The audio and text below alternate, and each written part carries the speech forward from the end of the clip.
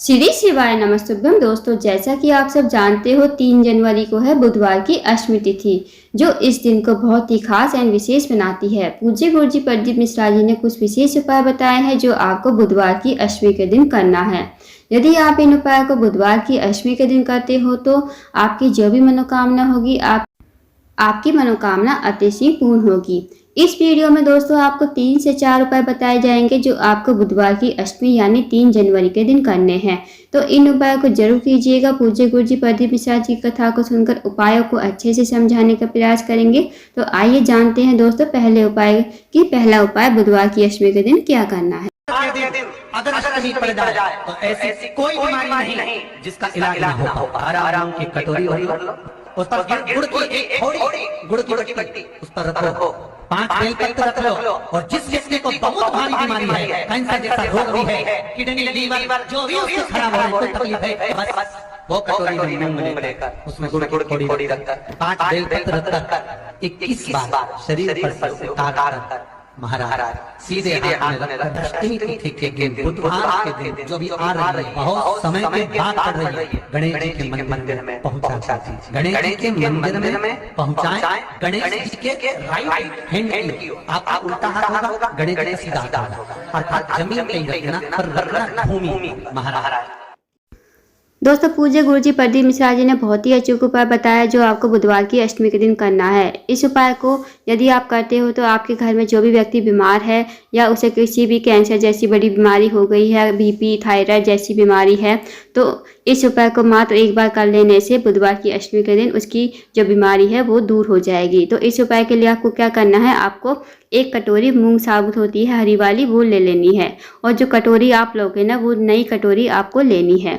उसके बाद उसमें आप रखोगे 5 बेलपत्र। 5 बेलपत्र आप ध्यान से देख लेना कहीं से कटे फटे नहीं होने चाहिए।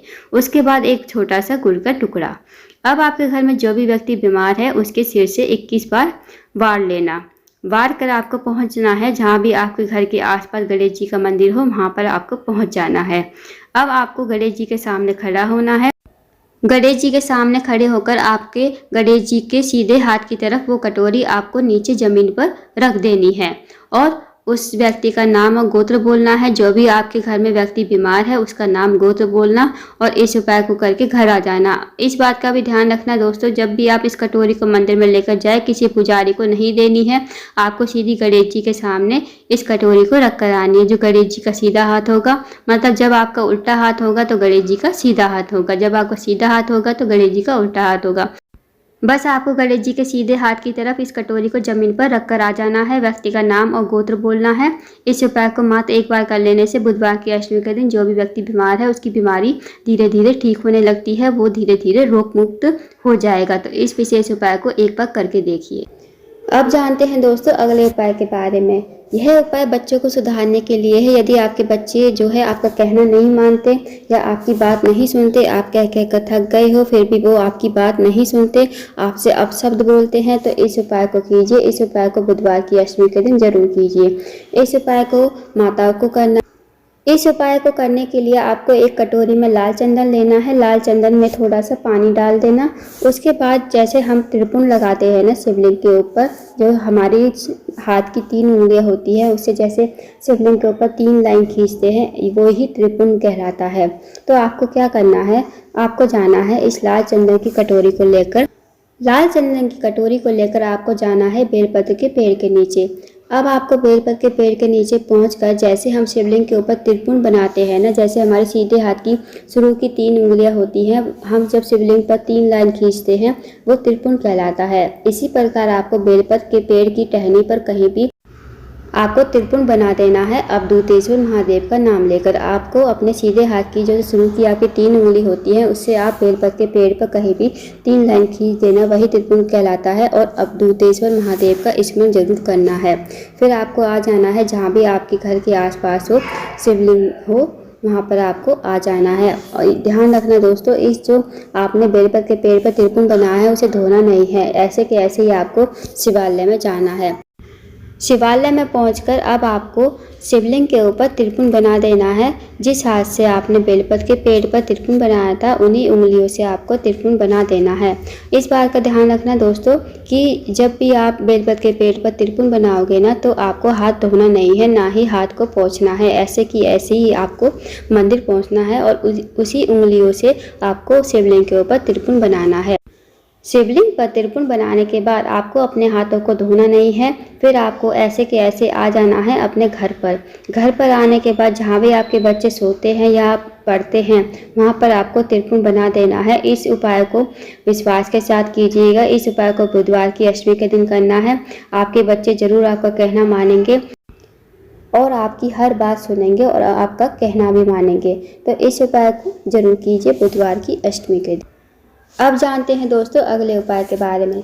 अगला जो उपाय है वो है रोग मुक्ति के लिए। यदि आप किसी भी प्रकार की बीमारी है या कोई बड़ी कैंसर जैसी बीमारी हो गई है तो इस उपाय को कीजिए। इस उपाय को बुधवार की अष्टमी के दिन भी कर सकते हैं। बुधवार जब भी पड़े तो बुधवार के दिन भी इस उपाय को कर सकते हैं। आपको क्या करना है, आपको 5 दुर्वा लेनी है। अब 5 दुर्वा को आप बांध लीजिए। बांधने के बाद आपको लेना है 1 लोटा जल। जो आप जल लोगे वो तांबे के पात्र में लोगे। अब आपको पहुंच जाना है शिव जी के मंदिर में। अब 5 दुर्वा जो आपने ली है वो बांधकर आपको 1 लोटा जल जो आपने लिया है उसमें डाल देनी है। डाल दी। अब आपको क्या करना है, वो 5 दुर्वा आपको निकाल कर लोटे से गणेश जी का स्थान जहाँ होता है जलाधारी पर, शिव जी के मंदिर में जहाँ जलाधारी होती है, शिवलिंग रखा होता है वही जलाधारी होती है जहाँ से जल नीचे बहकर गिरता है, तो वहाँ पर आपको गणेश जी का स्थान मिलेगा राइट हैंड साइड पर। तो वहाँ पर आपको ये दुर्वा रख देनी है ओम गणेशाय नमः का मंत्र का जाप करते हुए। फिर आपके पास जो 1 लोटा जल है वो आपको सबसे पहले गणेश जी के स्थान पर, फिर कार्तिकेय जी के स्थान पर, फिर माता अशोक सुंदरी के स्थान पर, फिर पार्वती जी का जो हस्त कमल होता है जहाँ पर शिवलिंग विराजमान होता है, नीचे गोल गोल कटी भाग होता है, वही पार्वती जी का हस्त कमल होता है। तो वहाँ पर आपको चौथी बार और जो 5वीं बार आपको पूरा का पूरा जल शिवलिंग के ऊपर आप धूतेश्वर महादेव का नाम लेकर समर्पित कर देना है। इस उपाय को उसी व्यक्ति को करना है जिसको भी बड़ी बीमारी है या जैसी भी बीमारी है, छोटी बीमारी है बड़ी बीमारी है, इस उपाय को उसी व्यक्ति को करना है जो भी व्यक्ति रोगी है, बीमार है। इस बात का जरूर ध्यान रखें। फिर जल समर्पित करने के बाद जो भी जल नीचे जलाधारी से गिरेगा उस जल को आपको अपने ऊपर छिड़काव करना है। थोड़ा सा जल आचमन भी कर लेना। इस उपाय को मात कर लेने से आपका जो रोग है धीरे धीरे मुक्त हो जाएगा। तो इस उपाय को भी कीजिए। इस उपाय को बुधवार की अष्टमी के दिन और बुधवार के दिन भी कर सकते हो। अब जानते हैं दोस्तों अगले उपाय के बारे में। यदि आपका कोई व्यापार है, व्यापार में चाहते हो आप बढ़ोतरी हो, व्यापार में आपके जो है गिरावट आती जा रही है, व्यापार में कोई बढ़ोतरी नहीं हो रही, तो आप इस उपाय को जरूर कीजिए। यदि आपका कोई कार्य अटका हुआ है, बहुत दिनों से पूर्ण नहीं हो रहा तो भी आप इस उपाय को जरूर कीजिए। यदि आप चाहते हो आपके बच्चों में ज्ञान बुद्धि विवेक की प्राप्ति हो तो भी आप इस उपाय को कीजिए। इस उपाय को करने के लिए आपको हरी इलायची चाहिए। देखिए हरी इलायची लक्ष्मी माता को भी प्रिय होती है, शिव जी को भी प्रिय होती है और गणेश जी भगवान को भी प्रिय होती है। तो आपको एक हरी इलायची लेनी है और एक दीपक लेना है, गोलपाती का घी का तैयार कर लेना है। और दीपक जो आप लोगे चाहे मिट्टी का लो चाहे आटे का। अब इस दीपक को और इलायची को लेकर आपको पहुंचना है शिव जी के मंदिर में। अब इस उपाय को रात्रि के 6 से 9 के बीच में कर सकते हो। जब भी आपको टाइम मिले तो इस उपाय को जरूर कीजिए। अब आपको या तो इस उपाय को शिव जी की चौखट पर कर सकते हो या फिर शिव जी के मंदिर में अंदर प्रवेश करके भी इस उपाय को कर सकते हो। आपको क्या करना है, शिव जी के मंदिर में पहुंचकर आपको इस दीपक को जला लेना है। जलाने के बाद आपको ऐसी कामना करनी है कि हमारे बच्चों में ज्ञान बुद्धि विवेक की प्राप्ति हो, हमारे व्यापार में बढ़ोतरी हो। जब आप इस दीपक को जलाओ तो ऐसी कामना से जलाओ। फिर आपको जो हरी इलायची है आपके पास, इस हरी इलायची को दीपक में डाल देना है। फिर आपको इस दीपक से भगवान शिव की आरती करनी है। बस आप ऐसे ही घुमा देना। फिर आपको इस दीपक को या तो शिव जी की चौखट पर रख सकते हो या शिव जी के मंदिर में अंदर जाकर अगर आप कर रहे हो पूजा तो आप इस दीपक को कहाँ रखोगे, जहाँ गणेश जी का स्थान होता है ना दोस्तों, वहाँ पर आपको नीचे जमीन पर भूमि पर रख देना है, जलाधारी पर नहीं रखना। इस बात का ध्यान रखना, क्योंकि जब भी हम कोई दीपक जलाते हैं तो जलाधारी पर हमें कुछ भी चीज़ नहीं रखनी चाहिए, ना ही अगरबत्ती ना ही कोई दीपक। हम सिर्फ जलाधारी पर फल फूल और पानी वगैरह चढ़ा सकते हैं, पर दीपक जो अगरबत्ती होगी वो हमें दूर ही रखनी चाहिए। आप इस दीपक को नीचे ज़मीन पर रख सकते हो।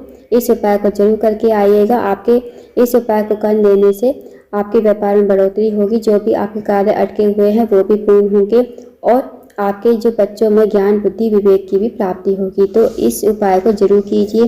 दोस्तों, ये तीनों ही विशेष अचूक उपाय हैं। इन तीनों उपाय को करने से आपकी जो भी मनोकामना होगी अतिशीघ्र पूर्ण होगी। अगर आपको जानकारी पसंद आई हो तो वीडियो को लाइक करें, शेयर करें, चैनल को जरूर सब्सक्राइब करें। कमेंट बॉक्स में श्री शिवाय नमस्तुभ्यम हर हर महादेव जरूर लिखें।